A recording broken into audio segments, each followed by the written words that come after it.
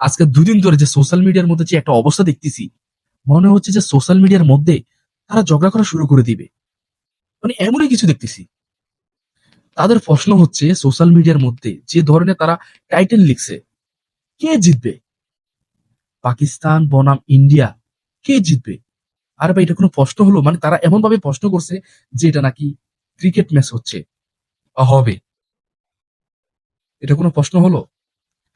তো আমি এতটুকুই বলবো, ইন্ডিয়া আর যদি পাকিস্তান তারা যদি যুদ্ধ লাগে, কেউ কাউকে ছাড় দিয়ে কথা বলবে না। একটা জিনিস সবসময় মাথা রাখবেন, ইন্ডিয়ার 140 থেকে 45 কোটি যদি জনসংখ্যার বৃদ্ধির হারও হয়, তাদের যুদ্ধ বিমান যদি অনেকও থাকে, তাদের জনসংখ্যার বৃদ্ধি যদি অনেক থাকে, সব দিক যদি তারা এগিয়ে থাকে, তারা একটা দিক থেকে অনেক আমাদের পিছিয়ে। আর সেটা হচ্ছে আমাদের ইমানের শক্তি। একটা কথা মাথায় রাখবেন, তারা মুসলিম। তারা কখনো পিছু হাঁটতে শিখে নাই, তারা সামনে এগোতে শিখছে। তবে তারা কিন্তু সহজে ঝগড়া লাগতে চাইবে না, সমাধান চাইবে। যেভাবে সমাধান হয়, যদি ঝগড়া লাগে বা তারা যদি ঝগড়া করার চেষ্টা করতে আসে, তাহলে কাউকে ছাড় দিয়ে কথা বলবে না তারা।